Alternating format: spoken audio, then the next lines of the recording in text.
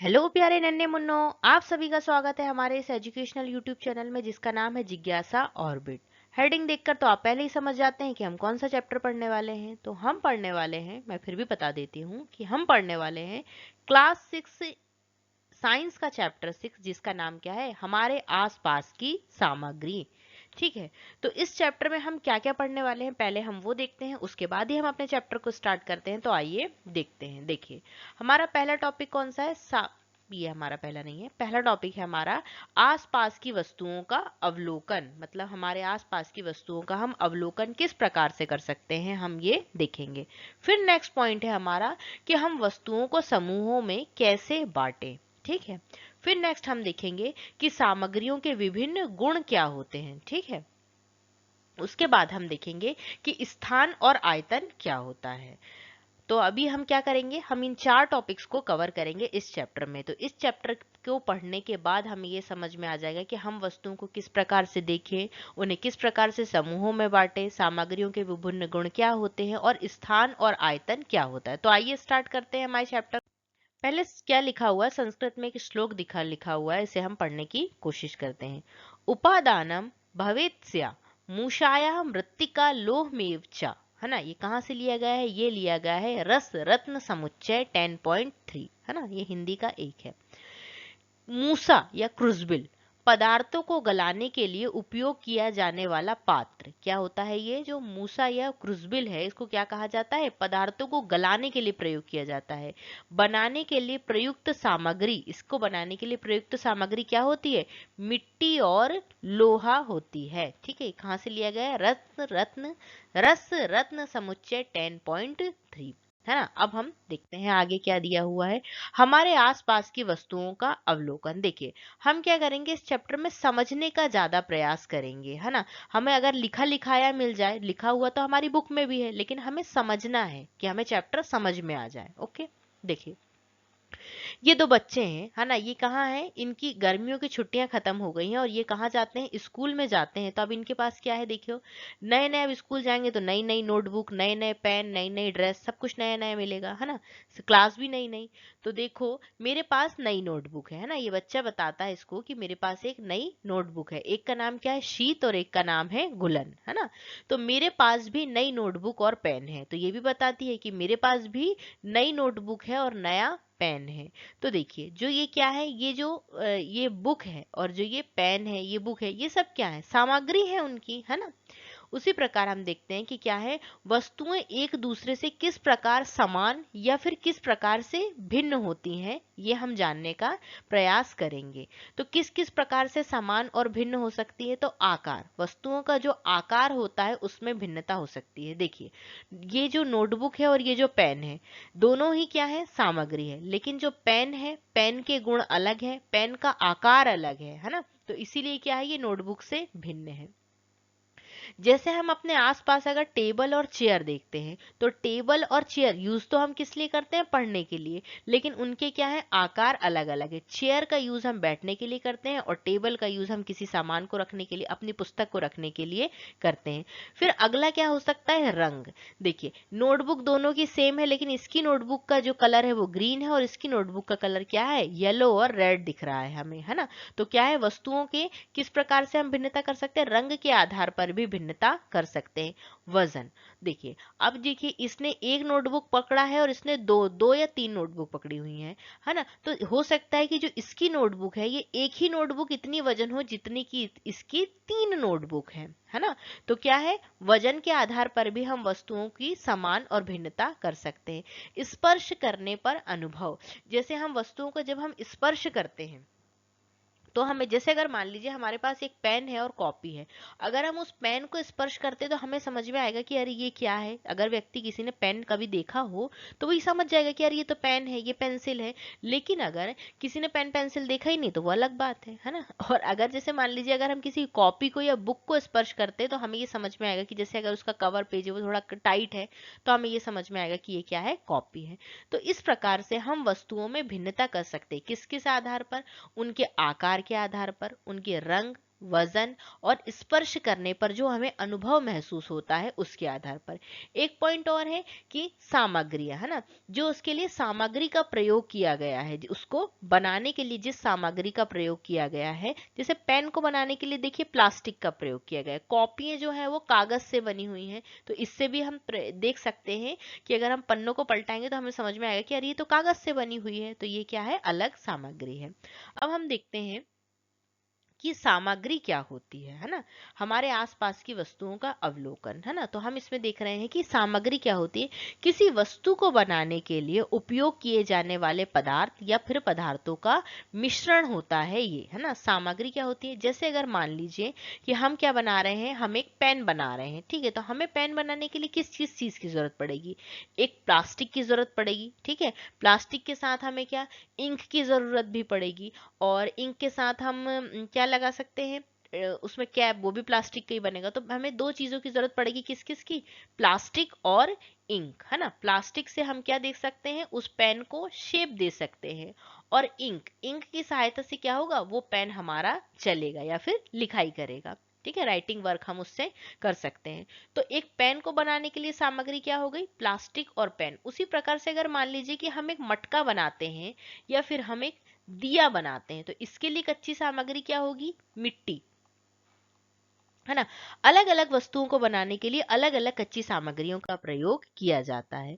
अब हम देखते हैं कि देखिए क्या लिखा हुआ है कि ये भी, क्या आप जानते हैं, भारतीय उपमहाद्वीप में पाए जाने वाले सबसे पुराने मिट्टी के बर्तन 7,000 से 8,000 वर्ष पूर्व के हैं। मतलब ये कितने हैं, मिट्टी के बर्तन जो हैं कितने वर्ष पुराने हैं, 7,000 से 8,000 वर्ष पुराने।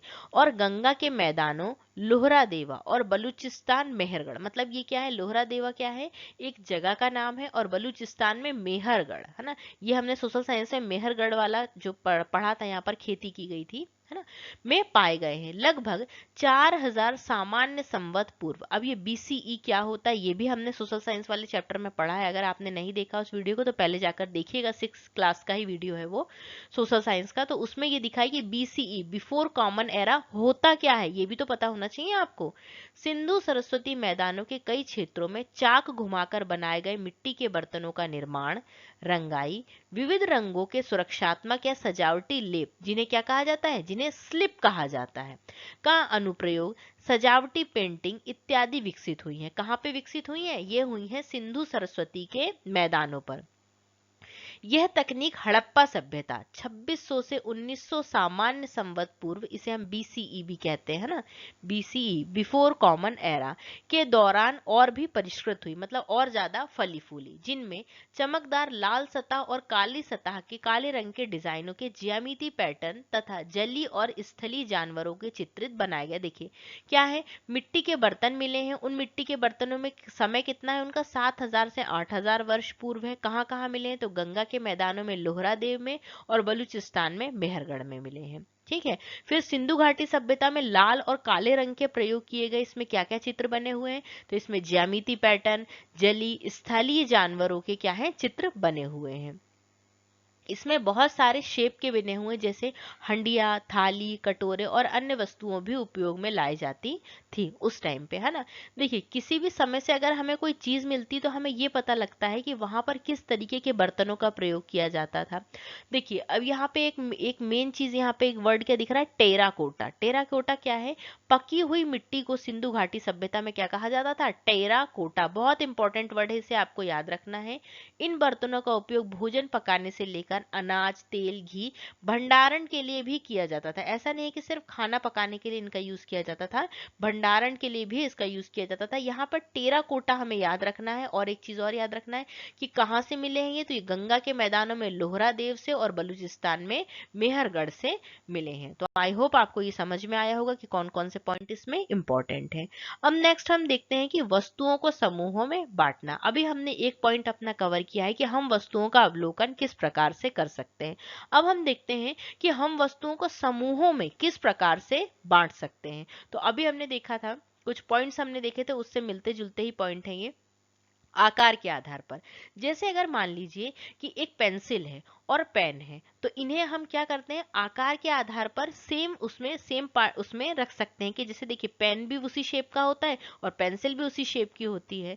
ठीक है, जैसे कि अगर हम देखें किचन में जो हम बर्तन जमाते हैं तो उसमें क्या होता है, जो बर्तन एक जैसे होते हैं, जैसे जो गोल गोल कटोरियां होती हैं उन्हें हम एक जगह रखते हैं। ठीक है, ऐसी गोल गोल कटोरियां होती हैं उन्हें हम एक जगह रखते हैं, जो भगोने होते हैं, जो गंजियां होती हैं उन्हें एक जगह रखते हैं, थालियों को एक जगह रखते हैं। तो आकार के आधार पर हम उन्हें सेट कर सकते हैं। ठीक है, फिर रंग के आधार पर अगर जैसे मान लीजिए हमारे पास कुछ बहुत सारी बॉल है, ठीक है, बहुत सारी बॉल है, तो हम क्या करेंगे, रेड बॉल को अलग रख लेंगे, पिंक को अलग रख लेंगे, ब्लू को अलग रख लेंगे, या अगर हमारे पास पेन ही है तो हम पेन को भी अलग तरीके से रख सकते हैं।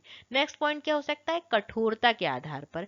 जैसे अगर मान लीजिए हमारे पास कोई ऐसी चीज है जो बहुत क्या है, हार्ड है, और एक ऐसी चीज है जो सॉफ्ट है, तो हम सॉफ्ट चीज को क्या करेंगे, अलग रखेंगे। ठीक है, नेक्स्ट हम देखते हैं कोमलता के आधार पर, जैसे कठोरता है वैसे ही कोमलता। अब कठोर में अगर कोई चीज कोमल है तो उस कोमल चीज को हम अलग रखेंगे। निर्माण सामग्री, ये सभी पॉइंट वही है कि जैसे किस सामग्री से उसका निर्माण हुआ है इसके आधार पर भी हम उन्हें अलग कर सकते हैं।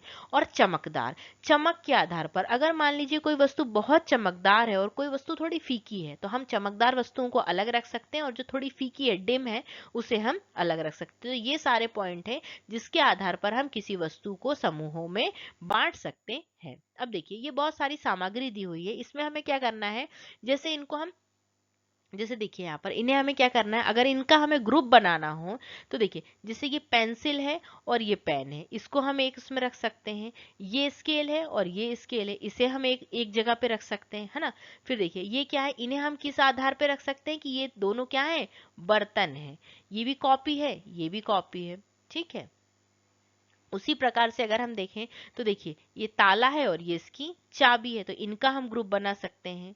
ठीक है, तो इस प्रकार से देखिए ये भी बॉल दिख रही है और ये भी बॉल दिख रही है ना, सेम ही दिख रही हैं, तो इनको हम क्या कर सकते हैं, इनका ग्रुप बना सकते हैं इस तरीके से। तो आई होप आपको ये समझ में आया होगा कि हम चीजों का ग्रुप किस प्रकार से बना सकते हैं, किसी भी आधार पे हम बना सकते हैं, चाहे आकार हो, रंग हो, कठोरता हो, कोमलता हो, तो इसके आधार पर हम वस्तुओं के ग्रुप बना सकते हैं।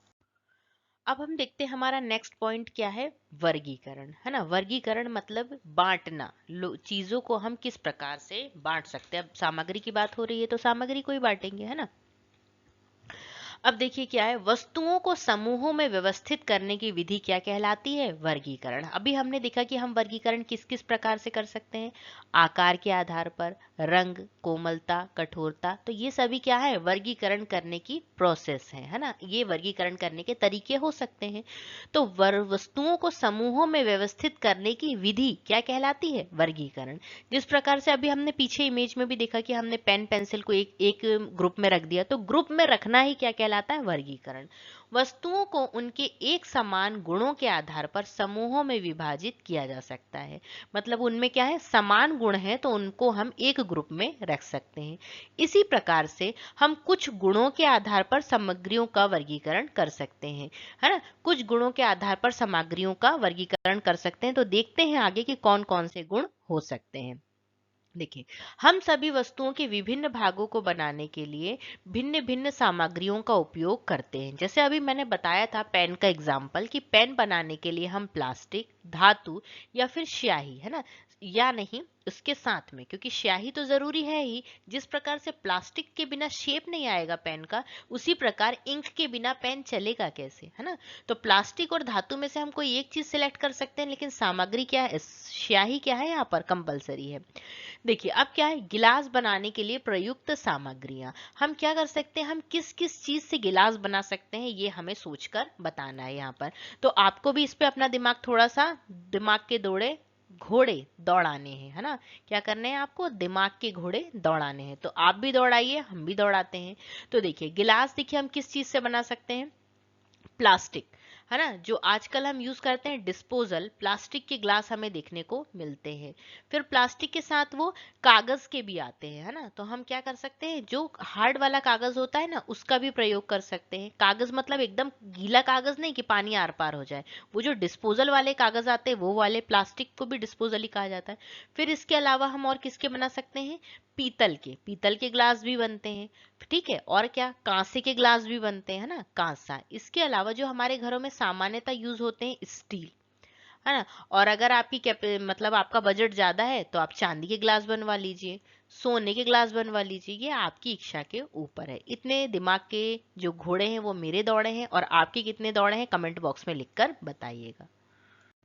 देखिए अब यहाँ पर कुछ क्वेश्चन पूछे जा रहे हैं कि क्या खाना पकाने के लिए क्या खाना पकाने के बर्तन बनाने के लिए कागज जैसी सामग्री का उपयोग करना अच्छा विचार होगा? आपको क्या लगता है इसके बारे में? ठीक है, आप इसके बारे में कमेंट करके बताइएगा। देखिए कागज क्या होता है, जैसे ही हम कागज जो है वो आग के संपर्क में आता है तो क्या है, पूरा जल जाता है। तो उसी प्रकार से अगर हम कागज का प्रयोग करेंगे बर्तन बनाने में, तो वो बर्तन यूजफुल नहीं होगा, ऐसा मुझे लगता है। तो आपको क्या लगता है कमेंट करके बताइएगा। कपड़े से बने ग्लास का उपयोग, अब देखिए ये दीदी क्या कर रही हैं, ये दीदी कपड़े से ग्लास बनाई है इनने, है ना। तो कपड़े से बने गिलास का उपयोग जल रखने के लिए क्यों नहीं किया जा सकता? अब देखिए दीदी आपको खुद ही समझ में आ रहा है, आप ही ने बनाया हो, पानी आपने यहाँ से डाला, टप टप टप टप पूरा पानी टपक गया है।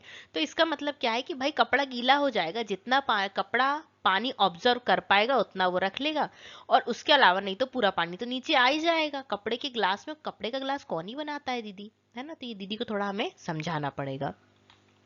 अब नेक्स्ट हम देखते हैं कि गिलास बनाने के लिए आवश्यक सामग्रियों में क्या है, जल धारण करने की क्षमता होनी चाहिए। जैसे कि जो भी अभी हमने एग्जाम्पल देखे, जैसे पीतल, डिस्पोजल, कांसा, चांदी, सोना, इन सभी में क्या है, जल को ग्रहण धारण करने की, मतलब जल को रखने की क्षमता है इसमें। लेकिन इसमें क्या है, क्यों पानी टपक जा रहा है? क्योंकि कपड़े में जल धारण करने की क्षमता नहीं है। ठीक है, किसी वस्तु को बनाने के लिए किस सामग्री का उपयोग किया जाना चाहिए? किसी, जैसे अगर मान लीजिए, देखिए ये किस पर डिपेंड करेगा, ये उस वस्तु पर डिपेंड करेगा, है ना। अगर जैसे मान लीजिए हमारे पास कुछ फ्रूट्स है, तो फ्रूट्स को हम एक प्लास्टिक के बास्केट में भी रख सकते हैं, एक स्टील का अगर हमारे पास भगोना है उसमें भी रख सकते हैं, थाली में भी रख सकते हैं, किसी भी चीज में हम फ्रूट्स को रख सकते हैं। लेकिन अगर हमारे पास पानी है तो क्या हम उसे प्लास्टिक की छन्नी में पानी को ऐसे स्टोर करके रख सकते हैं? नहीं करके रख सकते ना। क्यों? क्योंकि उसमें जल धारण की क्षमता नहीं है। अब नेक्स्ट हम देखते हैं, ये बताया गया है कि किसी वस्तु को बनाने के लिए सामग्री का उपयोग किस आधार पर करना चाहिए। उसके गुणों, मतलब कि उसके गुण क्या है ना, वो किस प्रकार की है, सॉलिड है, लिक्विड है ना, या गैस फॉर्म में है, और उसके प्रयोजन के आधार पर या उसका उद्देश्य क्या है, आधार पर करते जिसके लिए हमें वस्तु का उपयोग किया जाना चाहिए। मतलब किस प्रकार की सामग्री का उपयोग किया जाना चाहिए ये बताया गया है। तो उसके गुणों के आधार पर हम इसका निर्धारण कर सकते हैं कि हमें किस प्रकार की सामग्री का उपयोग करना चाहिए एक वस्तु के निर्माण में। अब हम देखते हैं आगे कि विभिन्न खेलों की गेंद बनाने के लिए, देखिए खेल में क्या हो रहा है, गेंद का प्रयोग हो रहा है। तो गेंद, जैसे कि देखिए हम अलग अलग गेम देख सकते हैं, जैसे फुटबॉल, फुटबॉल में भी क्या होता है, गेंद का प्रयोग होता है ना। और हम क्या देख सकते हैं, क्रिकेट, क्रिकेट में भी बॉल का प्रयोग होता है। उसके अलावा और क्या देख सकते हैं हम, टेनिस, टेनिस में भी क्या होता है, बॉल का ही प्रयोग होता है। तो यहाँ पे क्या है, देखिए कि विभिन्न खेलों की गेंदें बनाने के लिए भिन्न भिन्न सामग्रियों का उपयोग क्यों किया जाता है। गेंद तो गेंद है भाई, है ना, एक ही गेंद से खेल लो। लेकिन क्या ऐसा है कि हम एक ही गेंद से फुटबॉल भी और क्रिकेट भी और टेनिस भी खेल सकते हैं? क्या क्रिकेट की गेंद का उपयोग टेनिस खेलने के लिए किया जा सकता है? नहीं किया जा सकता ना भैया, है ना। तो देखिए क्या है, जैसे कि देखिए ये क्या है, ये क्रिकेट की बॉल है, रेड रेड हमें समझ में आ रही है, ये टेनिस की बॉल है, और ये हमारी वो जो पंचिंग बॉल आती है उस टाइप से दिख रही है ना। तो ये बॉल अलग चीज की बनी हुई है, ये अलग से बनी हुई है, और ये अलग से बनी हुई है। तो क्या है, हमें देखिए इसमें क्या होता है, टेनिस में हमें छोटी बॉल का भी यूज करते हैं, और वो अलग अलग गेम है तो बॉल अलग है। ठीक है, तो इसीलिए हम क्या कर सकते हैं, एक ही चीज, एक ही सामग्री से बनी हुई बॉल का उपयोग सभी खेलों में नहीं किया जा सकता है। इसके लिए हमें अलग अलग तरीके का लेदर या फिर जिस भी चीज से हम बनाते हैं तो उसका अलग अलग यूज करना पड़ेगा। अब अभी तक हमने कितने 2 पॉइंट कवर किए हैं कि वस्तुओं का अवलोकन किस प्रकार करें और वस्तुओं का वर्गीकरण किस प्रकार करें। सामग्री क्या होती है, वर्गीकरण क्या होती है, ये भी हमने देखा। अब हम देखते हैं हमारा नेक्स्ट पॉइंट क्या है कि सामग्रियों के विभिन्न गुण क्या होते हैं, है ना, इसके बारे में हम देखेंगे। सामग्रियों के स्वरूप का अवलोकन करें और उन्हें पहचानें। हमें क्या करना है, सामग्रियों को देखना है और उनको पहचानना है। विभिन्न सामग्रियों से निर्मित वस्तुएं प्रायः एक दूसरे से भिन्न दिखती हैं। देखिए अब हम हम इसका एग्जाम्पल समझते हैं। जैसे देखिए ये क्या है, ये पेंट की हुई कट मतलब फ्रेश लकड़ी है एकदम, जिसमें क्या हो रहा है, पेंट हो रहा है ना। पेंट मतलब जो लकड़ी में होता है ना, वो वाला है ना। तो ये क्या है, देखिए इससे लकड़ी क्या हो रही है, एकदम चमकदार बन गई है। अब अगर हम आगे देखते हैं, ये क्या है कि है लोहे के पाइप बने हुए हैं। तो देखिए क्या है, ये लकड़ी का कटा हुआ टुकड़ा है और ये लोहे के पाइप है। देखिए दोनों को देखने में ही हमें अंतर समझ में आ रहा है। तो हम क्या है, देखकर भी भिन्नता कर सकते हैं कि हम ये वस्तु अलग चीज है और ये वस्तु अलग चीज है। उसी प्रकार अगर हम आगे देखते हैं, आगे देखने पर देखिए हमें दिखता है कि ये क्या है, पाइप है ना।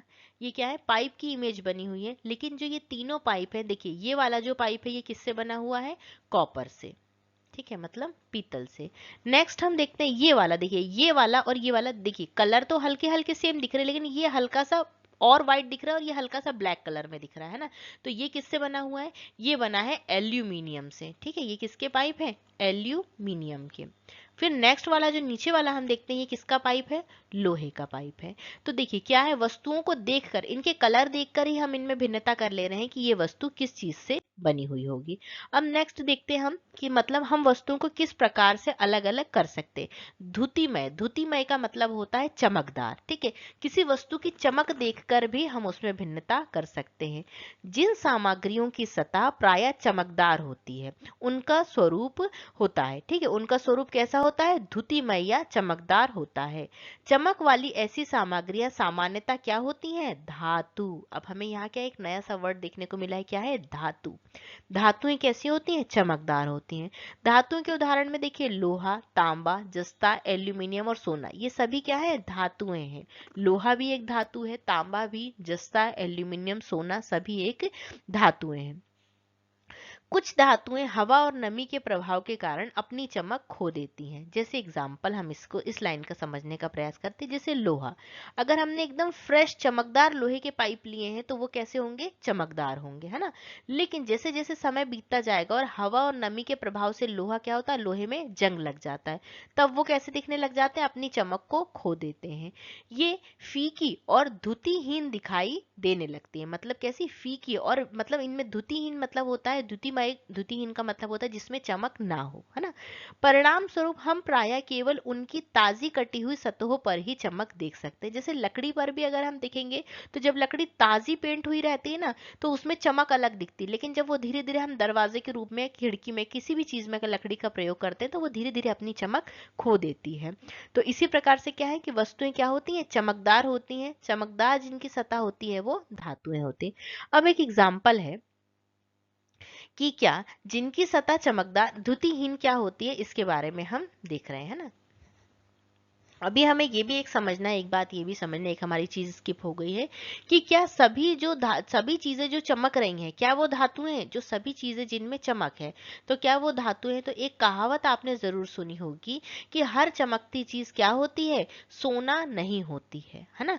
तो कुछ जो सामग्री होती है उनकी सतह पर क्या कर दिया जाता है, पॉलिश करके चमकदार बना दिया जाता है। जैसे कि हम देखें कि जैसे लकड़ी है, उसमें क्या किया है, लकड़ी धातु तो नहीं है, लेकिन क्या है, उसकी सतह पर क्या करते हैं, हम पॉलिश करके उसे चमकदार बना देते हैं।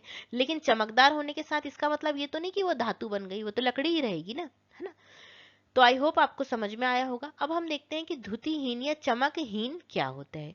जिसकी सतह चमकदार नहीं होती है उसे क्या कहा जाता है, धुतिहीन कहा जाता है। जैसे कि या कागज, लकड़ी, रबर या फिर जूट, ये सभी क्या है, धुतिहीन है, मतलब इनमें चमक नहीं होती है। अब नेक्स्ट हम देखते हैं, है ना, ये एग्जाम्पल भी देखिए पूछ रही है कि क्या सभी चमकदार वस्तुएं धातुएं होती हैं। तो अभी मैंने आपको बताया, लड़की ऐसा सोच रही कि आपके मन में भी शायद ये क्वेश्चन आता हो कि क्या सभी चमकदार वस्तुएं धातु होती है। तो अपने मन को यही कहकर समझाइएगा कि हर चमकती चीज सोना नहीं होती, उसी प्रकार से हर चमकती चीज धातु नहीं होती। देखिए हम क्या देख रहे हैं, हम अभी इस पॉइंट में देख रहे हैं कि वस्तुओं के गुण। तो गुणों में हमने क्या देखा, एक देखा हमने चमकदार, धुतिमय और धुतिहीन, चमकदार और चमकहीन। अब हम देख रहे हैं नर्म और कठोर। देखिए विभिन्न वस्तुओं को अपने हाथों से संपीड़ित करने का मतलब होता है दबाने पर, ठीक है। जब हम उन्हें प्रेस करते हैं तो सामग्रियों को दबाना कठिन हो सकता है, कुछ सामग्रियों को हम इजीली दबा सकते हैं। जैसे कि पंचिंग बॉल जो आती है एक्सरसाइज के लिए, उंगलियों के लिए, तो उसे हम इजीली दबा सकते हैं। जबकि कुछ अन्य सामग्री जैसे कि रबर आसानी से दबाई जा सकती है। जैसे कि बॉल है, अगर मान लीजिए वो पंचिंग बॉल है तो हम उसे इजीली दबा लेंगे। लेकिन अगर मान लीजिए एक छोटी सी जैसे कंचे होते हैं, कंचे आपने खेला होगा, उससे आप अगर प्रेस करेंगे तो क्या वो प्रेस हो जाएगा? नहीं होगा, उसमें कोई इफेक्ट नहीं पड़ेगा। तो नर्म सामग्री क्या होती है? नर्म सामग्री ये होती है कि जिन सामग्रियों को आसानी से दबाया या खरोंचा जा सकता है, मतलब उन्हें आसानी से प्रेस किया जा सकता है, उन्हें क्या कहते हैं? नर्म सामग्री कहते हैं। फिर नेक्स्ट कठोर सामग्री क्या होगी? कि जिन सामग्रियों को दबाना या खरोंचना कठिन नहीं होता। इसमें एग्जाम्पल में हम ये देख सकते हैं कि जो पंचिंग बॉल आती है ना, उसे हम देख सकते हैं। और कठोर में हम क्या देख सकते हैं? कंचे। ठीक है, कंचे को हम, ये एक एक एग्जाम्पल है, बाकी हम और एग्जाम्पल और भी देख सकते हैं। अब नेक्स्ट हमारा क्या है? पारदर्शी और अपारदर्शी। अभी तक हमने देखिए जो वस्तु सामग्रियों के गुण देखे, तो उसमें हम एक बार रिवाइज कर लेते कौन कौन से गुण देखे। देखिए, हमने देखा एक कौन सा? धुतिमय। धुतिमय का मतलब होगा चमकदार, है ना। और फिर हमने एक क्या देखा? धुतिहीन, मतलब जो चमकदार नहीं है। फिर हमने और कौन से देखे? कठोर और नर्म। ये चार गुण हमने देख लिए। अब हम देखते हैं पारदर्शी और अपारदर्शी। पारदर्शी का मतलब होता है जिसके आर पार हम देख सकते हैं। और अ लगने से मैंने आपको कई बार बताया कि ये शब्द क्या हो जाता है? विलोम बन जाता है। अपारदर्शी का मतलब जिसके आर पार हम नहीं देख सकते हैं। इस इमेज के माध्यम से हम समझने का प्रयास करते हैं। देखिए, ये क्या है? ये बच्चे क्या है, इनकी गर्मियों की छुट्टी लगी, इनके पास अब कोई काम नहीं है, तो अब क्या करेंगे? लुका छुपी खेल रहे हैं। अब जो ये दीदी है ना, इनको पता नहीं है कि ये पारदर्शी कांच के पीछे छुपी हुई है। अब जो भी यहाँ है जिसके ऊपर दाम है, वो क्या करेगा? वो आके दीदी को फट से देख लेगा कि दीदी तो यहाँ छुपी है। तो ये ग जो है, ये क्या है? पारदर्शी। अब ये क्या है? पेड़ के पीछे छुपी है, तो इसको को नहीं देख पाएगा कोई, थोड़ा इसको समय लगेगा देखने में। अब ये तो समझ लो एकदम सामने ही बैठी है ना, तो इसलिए इनको आसानी से देख लेंगे। ये देखिए, ये बच्चे भी छुपे हुए हैं यहाँ पर, ये भी छुपे हुए। देखिए, ये दीवार के पीछे छुपा हुआ है, तो इसे भी नहीं देख पाएगा कोई। ये देखिए, ये है, ये भी पारदर्शी खिड़की के पीछे छुपा हुआ। दोनों भाई बहन एक जैसे हैं, उनको लग रहा है कोई हमें देख नहीं रहा है, लेकिन एक्चुअल में वही दोनों दिख रहे हैं। तो इसीलिए जब भी आप भी हाइड एंड सीक खेलें, लुका छुपी खेलें, तो ऐसे दीदी की जैसी हरकत ना करें, है ना। ध्यान रख। अब हम देखते हैं जो इमेज हमने देखी उसमें से कौन कौन सी डेफिनेशंस निकाल सकते हैं हम। तो उसमें देखिए, पारदर्शी सामग्री। पारदर्शी सामग्री क्या होगी? जिन सामग्रियों के हम आर पार देख सकते हैं, जैसे कि पानी। इसका एग्जाम्पल क्या होगा? जल, कांच, हवा, है ना। सेलोफोन कागज, ये कौन सा सेलोफोन कागज है? तो इनके आसपास हम, आप एग्जाम्पल कौन सा याद रखेंगे? जल। ठीक है, जल। जल क्या है? एक पारदर्शी सामग्री है जिसके आर पार हम देख सकते हैं। अब नेक्स्ट हम देखते हैं अपारदर्शी सामग्री। अ लगने से मैंने आपको बताया था कि शब्द का क्या हो जाता है? विलोम। पारदर्शी मतलब जिसके आर पार हम देख सकते हैं, अपारदर्शी मतलब जिसके आर पार हम नहीं देख सकते हैं। तो अपारदर्शी सामग्री जिसके आर पार आप क्या, हम भी नहीं देख सकते, है ना। तो इसे क्या होगा? जैसे लकड़ी है, लोहा है, धातुएं हैं, इसके आसपास हम नहीं देख सकते। अभी दो चीज तो हमने देखी, अब एक पॉइंट और आएगा बीच में, क्या? पारभाषी। अब ये पारभाषी क्या होता है? पारभाषी मतलब ये होता है कि इन दोनों के बीच की कंडीशन, मतलब देखिए, कुछ कुछ तो दिख रहा है और कुछ कुछ नहीं समझ में आ रहा है। ठीक है, जैसे कि कोई व्यक्ति छुपा हुआ है, हल्का से ये तो दिख रहा है कि कोई छुपा हुआ है, लेकिन कौन छुपा हुआ है ये समझ में नहीं आ रहा है। तो ऐसी सामग्री जिनके आर पार हम स्पष्ट रूप से नहीं देख सकते हैं। देख तो सकते हैं कि भाई कोई है, लेकिन कौन है ये नहीं बता सकते हैं, है ना। तो जैसे कि इसका एग्जाम्पल क्या हो जाएगा? बटर पेपर और फ्रॉस्टेड कांच, है ना। तो ये क्या है? किसके एग्जाम्पल है? पारभाषी वस्तुओं के। आई होप आपको ये समझ में आया होगा कि पारदर्शी क्या है, अपारदर्शी क्या है और पारभाषी क्या है। अब नेक्स्ट हम देखते हैं। अब नेक्स्ट क्या है? देखिए, इसमें क्या है, हमें ये बताना है कि कौन सी वस्तु पारदर्शी है, कौन सी अपारदर्शी और कौन सी पारभाषी है। देखिए, कांच का गिलास अभी हमने देखा क्या है? पारदर्शी। ठीक है, बटर पेपर और फ्रॉस्टेड पेपर, ये दोनों हमने क्या देखे? ये दोनों कैसे हैं? पारभाषी। पारभाषी। अब देखिए, ये क्या है? ये तो अपारदर्शी होगा। क्यों? क्योंकि इसके आर पार हम नहीं देख सकते। रबर, रबर भी कैसी होगी? रबर भी अपारदर्शी होगी, अपारदर्शी। अब देखिए, अब जो ये कांच है, अगर ये एकदम बोलना चाहिए एकदम, अगर ग्लास का है, बिल्कुल एकदम क्लियर दिख रहा है तो ये कैसा होगा, पारदर्शी। लेकिन जो ये कांच होते हैं ये अक्सर कैसे लगाए जाते हैं कि अंदर का ये तो दिखे कि कोई खड़ा हुआ है। जैसे अगर मान लीजिए कुछ कांच अगर किसी के यहाँ लगे हुए हैं, अगर हम देख रहे हैं, वैसे तो नहीं देखना चाहिए किसी के यहाँ, लेकिन अगर मान लीजिए हमारी नजर पड़ी गई तो हमें ये समझ में आएगा कि यहाँ पीछे कोई बंदा है, लेकिन कौन है ये हमें समझ में नहीं आएगा। तो ये कैसे होंगे, पारभाषी। किसका एग्जाम्पल है, पारभाषी का एग्जाम्पल ये होगा। देखिए अभी तक हमने कितनी विशेषताएं देख ली हैं कि किसी सामग्री की कितने गुण हो सकते हैं। तो धुतिमय, मतलब अधुतिमय, या फिर इसे हम धुतिहीन भी कह सकते हैं, है ना। धुतिमय, इसे बार बार इसलिए रिवाइज कर रहे हैं कि आपको क्या हो जाए, ये याद हो जाए। धुतिमय और धुतिहीन। फिर नेक्स्ट क्या हो सकता है, नेक्स्ट हमारा होगा कठोर और कोमल, है ना, कठोर और नर्म। फिर उसके बाद हमने क्या देखा, उसके बाद हमने देखा पारदर्शी। ये भी किसी वस्तु के क्या हो सकते हैं, गुण। पारदर्शी, अपारदर्शी, और एक और क्या देखा हमने, पारभाषी। अब हम देख रहे हैं कौन सा, नेक्स्ट हमारा है घुलनशील और अघुलनशील। देखिए घुलनशील मतलब होता है घुलने वाला, जिसमें क्या हो, घुलन का शील हो, है ना, घुलने का गुण हो। शील का मतलब होता है गुण, शील का मतलब क्या होता है, गुण। तो घुलने का गुण हो जिसमें। और अ लगने से, मैंने फिर बताया कि फिर से मैं बता रही हूँ आपको कि अ लगने से शब्द का विलोम बन जाता है। तो घुलनशील मतलब जिसमें घुलने का गुण हो, और अघुलनशील जिसमें घुलने का गुण ना हो। तो देखिए अब हम देखते हैं कि जैसे हमने क्या किया, हमने यहाँ पर जैसे चीनी लिया या नमक लिया, जैसे हमने चीनी लिया, नमक लिया, चीनी नमक का घोल के अगर हमने पिया है तो उससे हमें क्या होता है, इंस्टेंट एनर्जी भी मिल जाती है। तो ये क्या है, देखिए दिख ही नहीं रहा है कि जल में है भी या नहीं है, यस ये सिर्फ जल है, ये भी हम समझ सकते हैं। लेकिन अगर यहाँ पर हमने ये क्या है, अगर हमने यहाँ पर रेत के कण डाल दिए हैं तो देखिए पानी कैसा हो गया, गंदा हो गया है, और रेत कहाँ, नीचे जम गई है, हमें दिख रही है रेत की, ये जल में नीचे बैठ गई है। तो ये है एग्जाम्पल जल में घुलनशील का, और ये जल में अघुलनशील का। अब हम देखते हैं कि घुलनशील क्या होता है और अघुलनशील क्या होता है। ठीक है, घुलनशील मतलब ऐसी सामग्री जो जल में पूरी तरीके से घुल जाती है, समझ में ही नहीं आता, पीने पर ही उसका टेस्ट हमें समझ में आएगा। अघुलनशील का मतलब ये होता है कि वो सामग्रियां जो जल में नहीं घुलती हैं, जैसे कि हमने देखा रेत के कण, पत्थर, ये सभी क्या है, अघुलनशील हैं। जल हमारे शरीर में होने वाली प्रक्रियाओं में एक महत्वपूर्ण भूमिका निभाता है, ये हमने देखा है जो हमारे प्रीवियस चैप्टर में, उसमें हमने समझा है कि जल हमारे लिए कितना इंपॉर्टेंट है, क्योंकि ये बहुत सी सामग्रियों को क्या करता है, घोल सकता है। कुछ द्रव जल में पूरी तरह मिल जाते हैं, कुछ द्रव जल के साथ मिश्रित नहीं होते। कुछ पदार्थ ऐसे होते हैं जो जल में मिल जाते हैं, कुछ पदार्थ ऐसे होते हैं जो जल में नहीं मिलते, और कुछ समय के लिए रख देने पर अलग से परत बना लेते। अलग से परत बना लेते, जब आपने ऑयल डाला होगा तो ऑयल अलग ही तैरता हुआ दिखता हो, जैसे मच्छर का लावा होता है वो भी क्या होता है, अलग ही तैरता हुआ दिखता है। तो ये क्या है, एक अलग से परत बना लेते हैं। इसी प्रकार कुछ गैसें जल में घुलनशील होती हैं जबकि कुछ घुलनशील नहीं होती हैं। जैसे अगर हम एग्जाम्पल देखें तो ऑक्सीजन गैस जो होती है वो जल में घुल जाती है। जल में रहने वाले जंतुओं और पौधों के अस्तित्व के लिए ये बहुत ही महत्वपूर्ण गैस होती है। ऑक्सीजन गैस तो महत्वपूर्ण है ही, ये हम सभी जानते हैं। अब हम बात करते हैं ORS के बारे में। ORS क्या होता है, इसका किस चीज़ के लिए उपयोग किया जाता है, और हम इसे घर पर खुद से कैसे बना सकते हैं, इसके बारे में हम जानेंगे।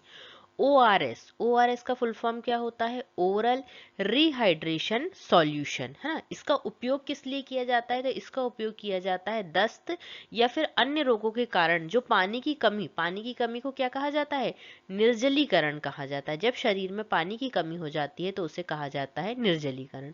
तो जरूरी नहीं है कि सिर्फ बेसिकली, मतलब जो अगर हम देखें तो दस्त के कारण ही शरीर में क्या होता है, पानी की कमी होती है, लेकिन कुछ और कारणों से भी शरीर में पानी की कमी हो जाती है, तो उसके उपचार के लिए किसका यूज किया जाता है, ORS का प्रयोग किया जाता है। ये ORS पैकेट कहाँ मिलता है हमें, प्राथमिक स्वास्थ्य केंद्रों, और कहाँ मिलता है, बाजार में भी उपलब्ध होता है। या तो हम इसे प्राथमिक स्वास्थ्य केंद्रों से ले सकते हैं फ्री में, या फिर हम बाजार से खरीद कर ला सकते हैं। प्रत्येक पैकेट को 1 लीटर जल में घोल कर इसका उपयोग किया जाता है। और अगर मान लीजिए कि आपको इसकी ऐसी समय पर जरूरत पड़ती है कि जब ये आपके पास नहीं है, या आप ऐसी स्थिति में है जहां पर शॉप नहीं है, तो क्या करेंगे कि यदि ये उपलब्ध नहीं है तो पानी को उबालकर क्या करेंगे, ठंडे किए गए 1 लीटर जल में 6 चम्मच चीनी, मतलब आपको कितने चम्मच डालना है, 6 स्पून शुगर डालनी है आपको, और उसमें क्या करना है, हाफ स्पून सॉल्ट डालना है, आधा चम्मच नमक डालना है। और इससे क्या होगा, इससे घर पर ही आपका जो ORS है वो बनकर तैयार हो जाएगा। ORS क्या है, नमक और शक्कर का घोल ही तो होता है, तो इसे हम घर पर भी बना सकते हैं। इस वीडियो के माध्यम से हम ये जानने का प्रयास करेंगे कि कौन सी वस्तु हल्की है और कौन सी वस्तु भारी है जब उनके आयतन समान हो। हमने यहाँ पर 3 सेम साइज के डिस्पोजल लिए हैं, एक में पानी, एक में पत्थर और एक में रेत लिए है। तीनों ही समान रूप से भरे हुए हैं। अब हम इसमें वेट मशीन की सहायता से ये देखते हैं कि किसका वजन ज़्यादा है और किसका वजन कम है। पहले हम मशीन को ऑन करते हैं और उसके बाद पानी का वेट करते हैं। आयतन सभी के समान है। पानी का वेट करने पर हमें पानी का वज़न प्राप्त होता है 50, मतलब 50 इसमें नंबर्स आते हैं, ठीक है। उसके बाद हम रेत का वज़न करते हैं। रेत का वज़न करने पर उसका वज़न आता है 74, और इसी प्रकार से पत्थर का वज़न करने पर पत्थर का वज़न कितना आता है, 72, है ना। तो इससे हमें ये पता चलता है कि इन तीनों में पानी का वज़न कम है। कोई भी वस्तु हल्की है या भारी है, इसका पता हम कैसे लगा सकते हैं, तो इसका पता हम लगा सकते हैं कैसे, कि उनके जो द्रव्यमान है उनके गुणों को क्या कर सकते हैं, उनका मापन करके। कोई सामग्री भारी है या फिर हल्की है ना, इसका पता हम कैसे लगाएंगे, इसका पता हम लगाएंगे द्रव्यमान नामक गुण को क्या कर सकते हैं, माप कर किया जा सकता है ना। और जब उनके क्या हो, जब उनके आयतन समान हो। आयतन का मतलब क्या होता है, देखिए आयतन का मतलब हम समझते हैं, आयतन का मतलब ये होता है कि किसी वस्तु के द्वारा जो स्थान घेरा जाता है ना, फॉर एग्जाम्पल जैसे कि ये ग्लास है ना, ग्लास में हमने इतना पानी रखा हुआ है, तो ये जो इतना स्थान जो घेरा जा रहा है ना जल का, तो ये जल के द्वारा गिलास का जो इतना स्थान घेरा जा रहा है, तो इसे ही क्या कहा जाता है, इसे ही कहा जाएगा इसका आयतन, मतलब किसी वस्तु के द्वारा जो स्थान घेरा जाता है ना। जो सामग्री भारी होती है उसका द्रव्यमान अधिक होता है, और जो हल्की होती है उनका द्रव्यमान कम होता है। जैसे अगर देखिए, हम अगर जैसे मान लीजिए, हम उदाहरण के रूप में जो अभी हमने देखा है प्रीवियस वीडियो में, कि क्या देखा है हमने, कि हमने एक क्या किया था, हमने एक कप में हमने क्या लिया है, एक डिस्पोजल में हमने एक में क्या लिया है, पानी, एक में क्या लिया है, रेत लिया है। इन दोनों को जब हमने कंपेयर करने की कोशिश करी, और एक में हमने क्या लिए हैं, एक में हमने कुछ पत्थर के टुकड़े लिए हैं, तो इनके क्या है, जो ग्लास में इनके पानी भी इतना ही है, रेत भी इतनी ही है, और जो पत्थर है वो भी इतने ही है, लेकिन इनका वजन अलग अलग आ रहा है। क्यों आ रहा है, क्योंकि इनके द्रव्यमान अलग अलग हैं। आयतन तो देखिए, जो स्थान घेरा जा रहा है, पानी भी हमने आधा ही लिया है, रेत भी आधी ही ली है, और पत्थर भी आधे ही ग्लास लिए हैं, लेकिन अंतर कहाँ पड़ रहा है, अंतर आ रहा है इनके द्रव्यमान में। जिस वस्तु का द्रव्यमान अधिक है, हमने क्या देखा कि जिस वस्तु का द्रव्यमान अधिक था उसका क्या है, वो ज्यादा भारी है, और जिसका द्रव्यमान कम है वो क्या है, वो कम भारी, मतलब वो हल्की है। कब, किस कंडीशन में हम ये नाप सकते हैं, जब उनके आयतन समान हो, मतलब जब उनकी जो उनके द्वारा जो घेरा हुआ स्थान है वो समान हो। अब हम देखते हैं कि स्थान और आयतन ये क्या होते हैं, इनके बारे में हम समझते हैं एक उदाहरण के माध्यम से। फॉर एग्जाम्पल मान लीजिए आपके पास क्या है, एक ये बेंच है ना। इस बेंच में यहाँ पर अगर मान लीजिए कि यहाँ पर एक कोई भी लड़का या लड़की यहाँ पर खड़े हुए हैं, यहाँ पर क्या है, इस बेंच के आगे साइड में और लोग बैठे हुए हैं, ऐसा मान लीजिए। तो इसमें देखिए क्या है, अगर आपसे कोई कहेगा कि आप यहाँ पर बैठ जाइए, इस जगह पर बैठ जाइए यहाँ पर, तो आप क्या कहेंगे, अरे भाई अच्छा मजाक है। जब यहाँ पर बैग रखा है, बॉटल रखा है, और क्या है, ये जो बॉल रखी हुई है ना, तो जब इन्होंने स्थान घेरा हुआ है, तो मतलब स्थान घेरा हुआ है मतलब क्या है, स्थान मतलब जगह, है ना।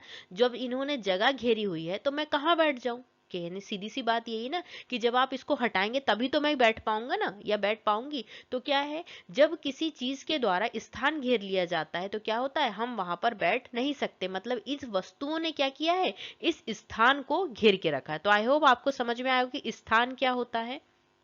अब हम आयतन के बारे में समझने का प्रयास करते हैं। अभी हमने लास्ट स्लाइड में हमने इसके पहले वाली स्लाइड में क्या देखा, हमने इसके पहले वाली स्लाइड में हमने स्थान के बारे में देखा। अब हम देखते हैं आयतन के बारे में। देखिए हमारे पास ये दो ग्लास है ना, देखिए इन दोनों की क्या है, दोनों ही सेम दिख रहे हैं, तो इनकी क्षमता क्या है, समान है।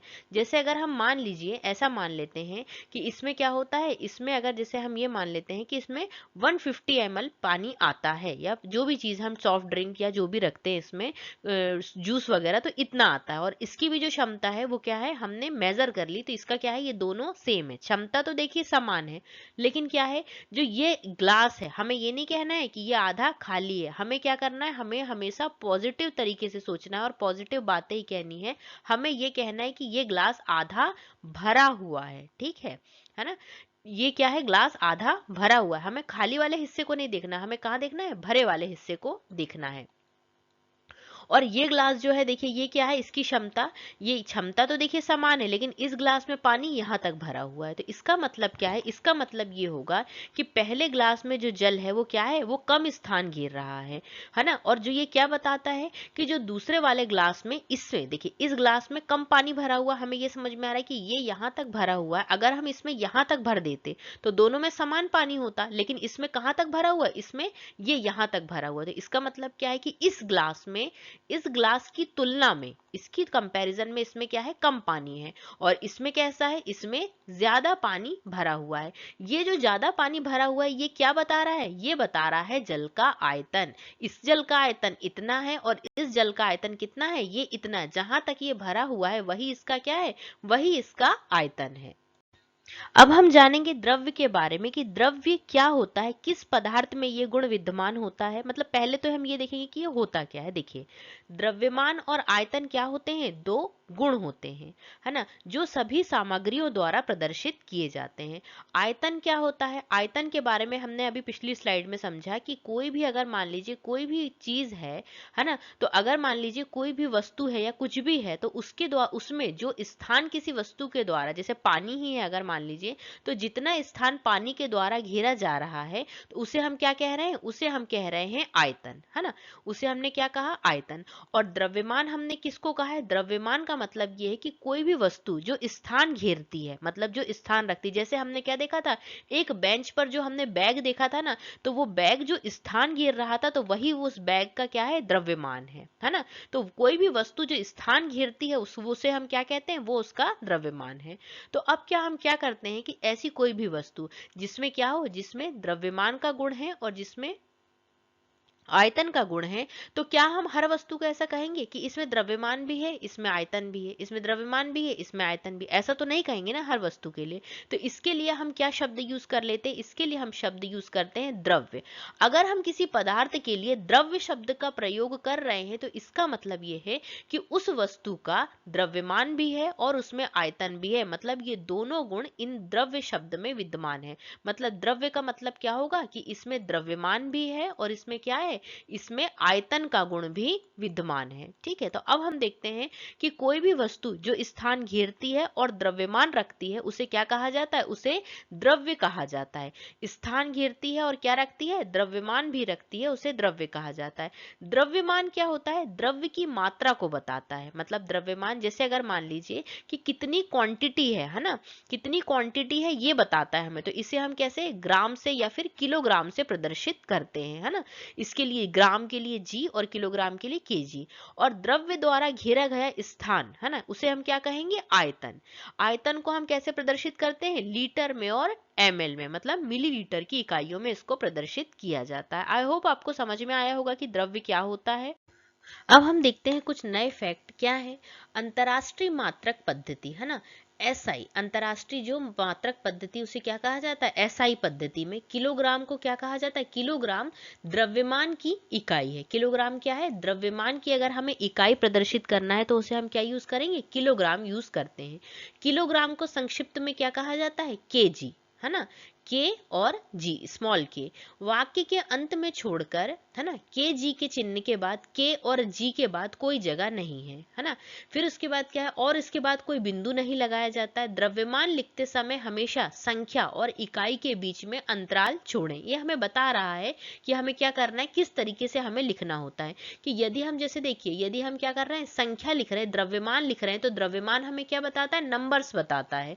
तो इसमें हमने क्या लिखा, 7, और किलोग्राम, तो किलोग्राम मतलब 7 केजी के रूप में लिखा जाएगा। ऐसा नहीं लिखेंगे कि हम KGS, ऐसा नहीं लिखेंगे, वो हमें सिर्फ ये बता रहा है कि हमें ऐसा लिखना है 7 केजी। तो यहाँ पर 7 हमें क्या बता रहा है, 7 हमें बता रहा है यहाँ पर क्या, द्रव्यमान। ठीक है। फिर उसके बाद हम देखते हैं कि यदि ml और लीटर के रूप में भी बता रहा है ये कि लीटर का प्रयोग कैसे, बड़े अगर हमें किसी बहुत बड़ी मात्रा में किसी चीज को नापना है तो हम लीटर का प्रयोग करेंगे, और मिलीलीटर संक्षिप्त रूप में मिलीलीटर को ml के रूप में लिखा जाता है ना। ml के बीच में भी क्या होगा, कोई अंतर नहीं होता है। ऐसा नहीं कि हमने m यहाँ लिख दिया और हम l यहाँ पर लिख रहे हैं, ऐसा नहीं लिखना। हमें कैसे लिखना है, स्मॉल m और l ऐसा लिखेंगे। m छोटे अक्षर में होगा। छोटे अक्षर को क्या कहा जाता है, लोअर केस, है ना। जो छोटे, अगर मान लीजिए हम ABCD में इस तरीके से लिखते हैं तो इसे क्या कहा जाता है, इसे साइंस की लैंग्वेज में लोअर केस कहा जाता है ना। कंप्यूटर में भी हम इसे यूज करते हैं, लोअर केस और अपर केस। और L बड़े अक्षरों में, मतलब अपर केस L जो होगा वो अपर केस में होगा, है ना। SI प्रणाली में घन मीटर को संक्षेप में क्या कहा जाता है, देखिए घन का मतलब हम समझते हैं कि 10 की घात, घन का मतलब होता है किसी की घात में 3, ये होता है घन, है ना। तो ये क्या कहेंगे हम, घन को कैसे लिखा जाता है, m की घात 3। घन मीटर को दर्शाने के लिए हम क्या करते हैं, सुपर स्क्रिप्ट, ये सब कंप्यूटर के वर्ड्स हैं, है ना। कंप्यूटर में ये सब चीजें अगर आप प्रयोग करेंगे तो आपको ये समझ में आएगा। सुपर स्क्रिप्ट, सब स्क्रिप्ट, ये सब शॉर्टकट की भी होती है उनके अलग से, और हम ऐसे भी इनको यूज कर सकते हैं। तो घन मीटर के लिए क्या प्रयोग किया जाता है, घात में हम 3 लिख सकते हैं। तो शॉर्ट में अगर हम देखा जाए तो सिर्फ इसमें यह बताने का प्रयोग किया गया है कि अगर हम केजी लिखेंगे तो के के बाद कोई हम डिस्टेंस नहीं रखेंगे, डायरेक्ट क्या लिखेंगे, हम ऐसा लिखेंगे केजी।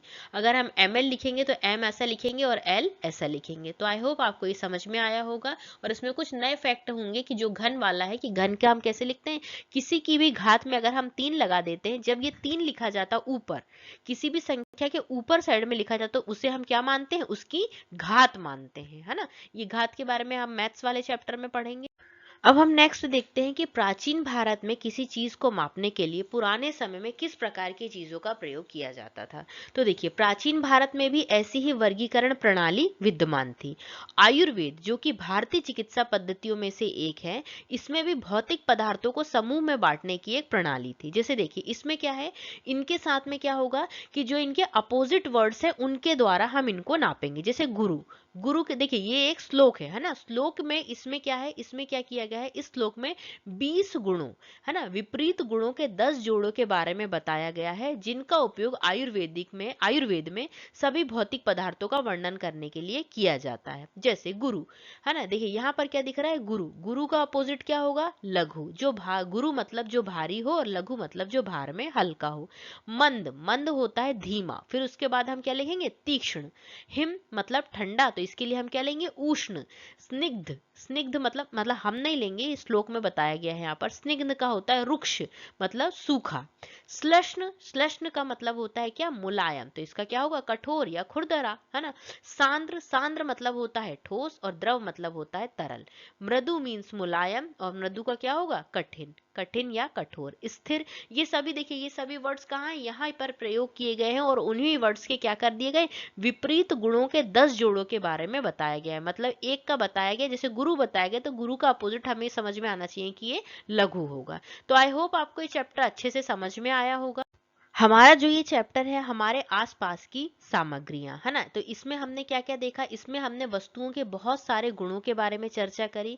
फिर उसके बाद हमने क्या देखा कि द्रव्य, द्रव्यमान और आयतन क्या होता है, किस प्रकार से जो वस्तु स्थान घेरती है ना, और उस स्थान घेरती है तो उसे क्या कहा जाता है, द्रव्य क्या होता है। द्रव्य में द्रव्यमान और आयतन दोनों विद्यमान होते हैं, दोनों ही गुण विद्यमान हैं, ठीक है। ये भी हमने देखा। तो हमने क्या है, पदार्थों के बारे में बहुत सी विशेषताएं देखी, किस प्रकार से एक वस्तु दूसरी वस्तु से भिन्न होती है।